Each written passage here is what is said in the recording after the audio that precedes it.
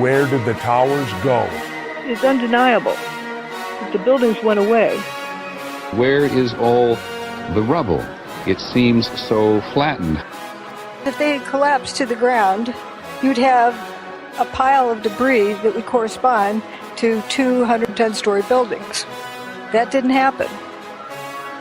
Where did the towers go? There ain't enough rubble. I mean, where are they? There's no debris.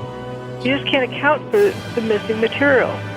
Engineers at the firm that built the building's best guess to account for the missing 1,200 feet of material from each tower is that large portions simply vaporized. And look at those pictures just hours after the event, and there was nothing there.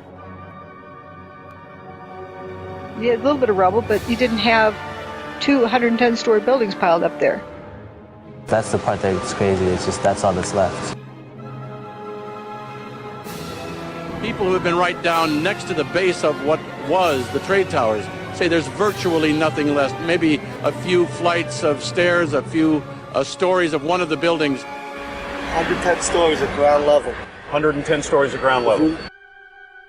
I've got a picture of Building 7 in the background still standing and fuming away. It went away at 5:20 that day. So we know it's before 5:20 on 9/11. You're looking straight over from West Street, and you should see a 110-story building blocking your view. But there's just nothing there, right down to the ground. There's an ambulance that was parked in front of Tower 1 on West Street. Okay.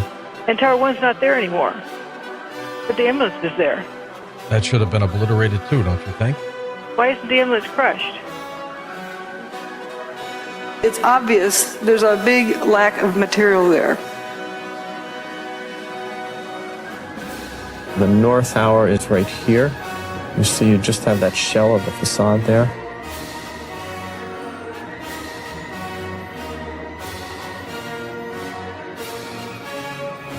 And here's the south tower is right here. And there's the center of where the south tower stood. Where the hell did these buildings go? That's the all that's standing of the Twin Towers right now in the background. That's all that's standing. That's it. That's all that's left. Every building with the WTC prefix was destroyed that day. It wasn't 2 towers. It wasn't 3 towers. It wasn't 4 towers. It wasn't 5 buildings, 6 buildings. It was 7 buildings. Usually mainstream, they would tell you, oh, Mel, but it's just all that debris that bumped into those buildings that were in the, close proximity. So they probably had structural damage and they had to be demolished. Well, then let's go see that debris that bumped into them. It doesn't exist. Look at WTC 6. Approximately 50% of the building's mass went away. It wasn't the outer mass. It was this hole cut in the middle. Down to ground level. There's nothing there. Some people say, well, stuff must have fallen in it. Well, if debris fell in it and collapsed it down, you look in the bottom of the hole, you should see something.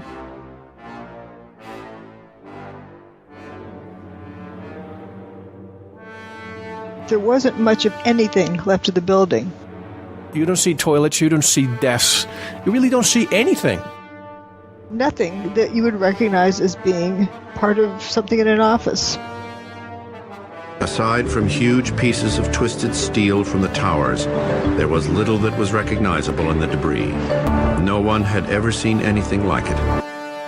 I mean, you didn't find a shard of glass, anything that looked like would be used by a person.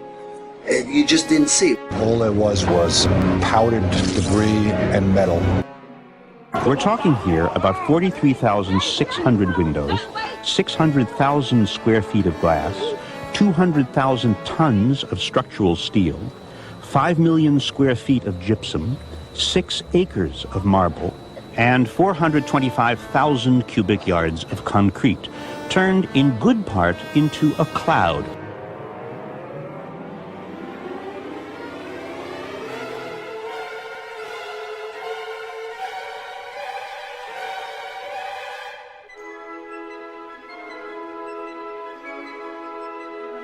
Perhaps the most astonishing object Shate found is something there should have been thousands of.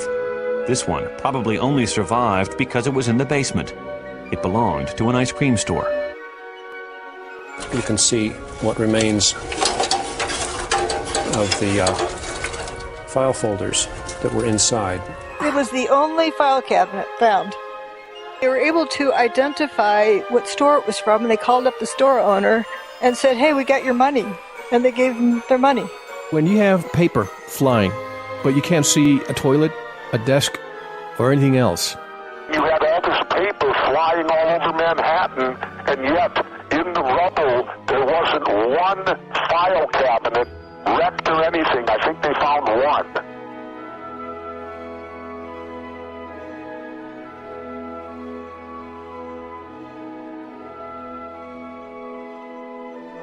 The most amazing part of it is those two little pimples where there's an arrow that points that people survived here.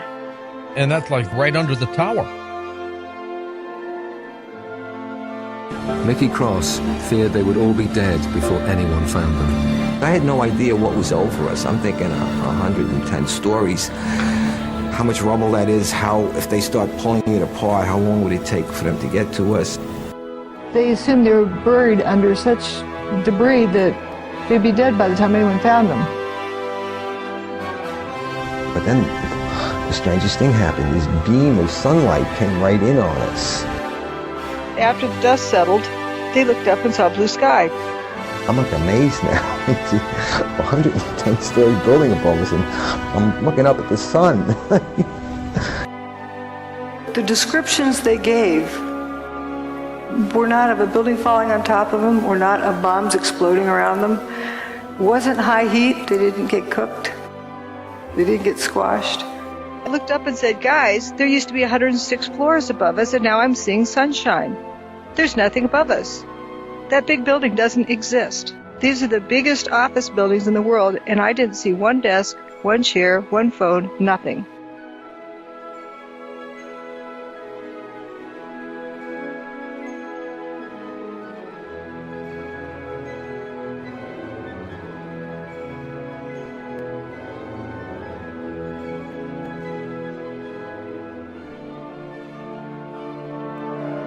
There's nothing much left. There's a few beams here and there, a few columns, but it's pretty much at ground level.